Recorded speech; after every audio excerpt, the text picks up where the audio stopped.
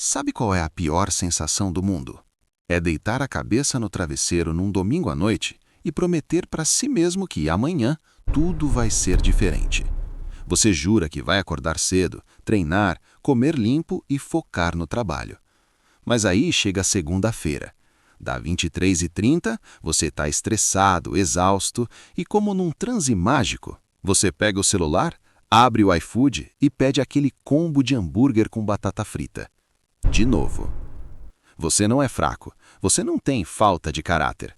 Você só está perdendo uma guerra biológica contra uma máquina de sobrevivência de 200 mil anos, chamada cérebro humano.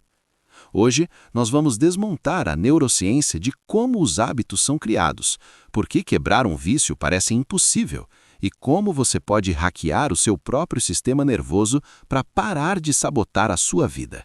Vamos lá. Seu cérebro é um motor de altíssima performance, mas ele odeia gastar energia. Ele consome cerca de 20% das calorias do seu corpo, mesmo pesando quase nada. Para evitar que você desmaie de exaustão só por existir, a evolução criou um mecanismo de defesa, o piloto automático. Toda vez que você repete uma ação, como amarrar o sapato ou dirigir até o trabalho, o cérebro transforma isso numa rotina automática para economizar glicose. O objetivo dele é fazer você pensar o mínimo possível. E é aí que os seus problemas começam. O seu cérebro não sabe a diferença entre um hábito bom, como escovar os dentes, e um hábito ruim, como fumar um maço de cigarro. Ele só quer automatizar tudo. Beleza, entendido. Mas onde isso acontece? Existe uma estrutura do tamanho de uma bola de golfe no centro do seu cérebro chamada gânglios da base. É aqui que os hábitos moram. Quando você está aprendendo a dirigir, seu córtex pré-frontal, a parte lógica e consciente do cérebro, está a 1000 por hora. Você pensa na embreagem, no retrovisor, na marcha. É cansativo. Mas depois de um ano, você dirige do trabalho para casa, estaciona na garagem e nem lembra do trajeto. Os gânglios da base assumiram o controle. O córtex pré-frontal, o CEO do seu cérebro, foi jogar golfe e deixou o estagiário operando a máquina no escuro. Isso é ótimo para dirigir, é péssimo para sua dieta.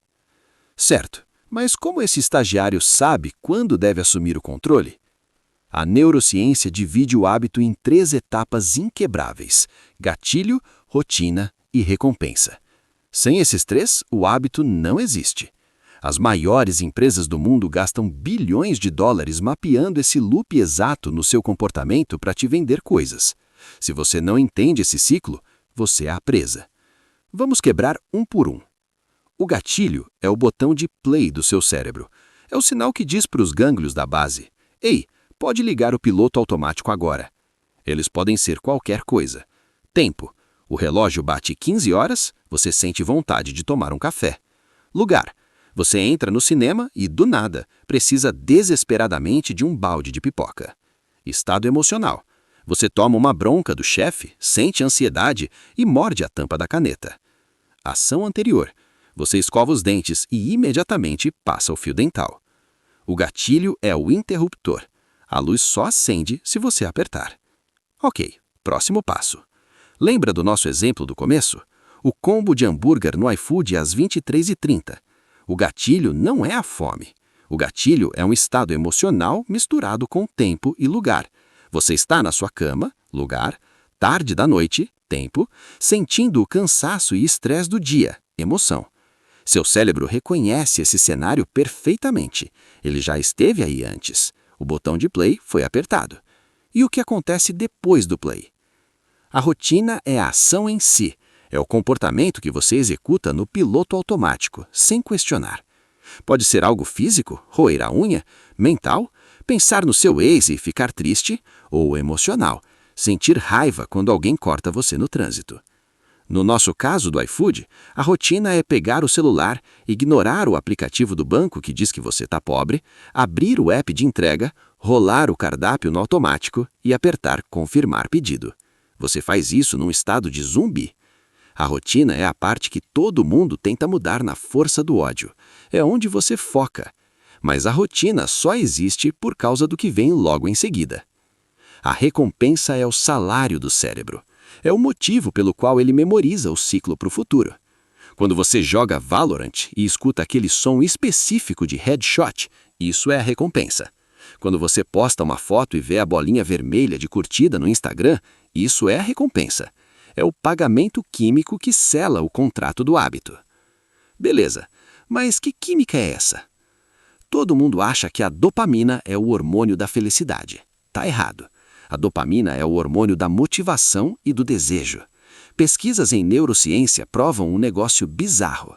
Seu cérebro libera mais dopamina antes de você receber a recompensa do que durante. A dopamina não é sobre o prazer de comer o chocolate, é sobre a caçada, é a antecipação. Quando seu celular vibra no bolso, você sente um pico de dopamina. Pode ser uma mensagem da sua mãe pedindo para comprar pão, mas o seu cérebro acha que pode ser uma mensagem daquela garota do Tinder. O pico acontece antes de você abrir a tela. É a mesma mecânica de uma máquina caça-níqueis num cassino. Entendeu a gravidade disso? A dopamina funciona na base de expectativas. Voltando ao nosso exemplo do iFood às 23h30, quando você aperta pedir, o seu cérebro já começa a inundar seu sistema com dopamina. Mas o pico máximo não acontece quando você morde o hambúrguer. O pico máximo acontece quando você escuta o barulho da moto do entregador parando na sua rua. Nesse momento, a expectativa está no talo. Quando você finalmente come a batata frita e ela está meio murcha, a dopamina, na verdade, cai. Você come no piloto automático, termina se sentindo estufado, arrependido e com menos dinheiro. A recompensa real foi o alívio temporário do estresse, mas a armadilha foi armada pela antecipação do prazer. Você foi hackeado pela sua própria biologia. Ok, entendemos o loop. Como a gente destrói isso? A pior mentira que te contaram é que você precisa ter disciplina de ferro para quebrar um hábito ruim. Força de vontade é como a bateria do seu celular. Você acorda com 100%. Aí você segura a vontade de xingar no trânsito, cai para 80%. Você escolhe uma salada no almoço em vez de pizza, cai para 50%. Você atura um cliente insuportável à tarde, cai para 20%. Quando chega às 23h30 e o gatilho do iFood dispara, sua força de vontade está em 1%. Você não tem energia para lutar contra os gânglios da base. Você vai pedir o hambúrguer. A biologia sempre vence o cansaço. Não dá para confiar na força de vontade. Precisamos de outro plano. Aqui está a regra fundamental. Você não pode apagar um hábito ruim. Você só pode substituí-lo. Os caminhos neurais no seu cérebro são como trilhas numa floresta. Se você passa por uma trilha todo dia, ela vira uma estrada asfaltada de 4 pistas. Se você simplesmente tenta parar, a estrada continua lá, intacta, esperando um carro passar. É por isso que recaídas são tão fáceis. A única forma de mudar é usar o mesmo gatilho, buscar a mesma recompensa, mas alterar a rotina no meio do caminho. Você precisa construir uma estradinha de terra paralela e começar a andar nela, até que a estrada antida seja tomada pelo mato. Isso se chama neuroplasticidade. O seu cérebro pode ser religado. Legal, mas como fazer isso na prática? Criar um gatilho do zero é muito difícil. O cérebro ignora coisas novas. A melhor técnica, popularizada por James Clear no livro Hábitos Atômicos, é o habit stacking, ou empilhamento de hábitos. Você já tem dezenas de hábitos diários cravados no seu cérebro. Você acorda, escova os dentes, toma banho, faz café, tranca a porta. Essas são estradas asfaltadas, prontas. A técnica é simplesmente pegar o hábito novo e amarrar num hábito velho. A fórmula é, depois de hábito atual, eu vou hábito novo. Em vez de dizer, vou ser quem lê mais, você diz, depois de passar o café na máquina de manhã, eu vou ler exatamente 2 páginas de um livro. Você usou o cheiro e o barulho da máquina de café, um gatilho forte e já existente, para engatilhar a leitura. O cérebro aceita isso sem questionar. Se você tenta criar um hábito dizendo vou correr 10 quilômetros todo dia, você vai falhar na terça-feira à noite. A intimidação destrói a ação. Para quebrar a inércia do cérebro, diminua o hábito novo para uma versão que leve menos de 2 minutos para ser feita. Ler um livro por semana vira ler uma página. Dobrar toda a roupa lavada vira dobrar um par de meias. Ir para a academia e destruir nos pesos virá apenas calçar o tênis de treino. Parece ridículo, e é para ser mesmo. O objetivo não é o resultado imediato, é estabelecer a presença do hábito. Você está apenas marcando o território nos gânglios da base.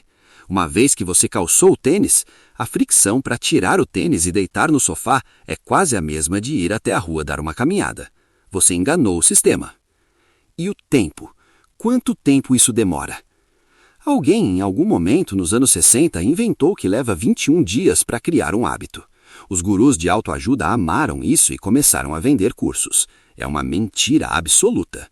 A ciência real, baseada em um estudo famoso da University College London, liderado por Philip Alleley, mostrou a verdade. Eles rastrearam dezenas de pessoas tentando formar hábitos novos. O tempo médio para uma ação virar automática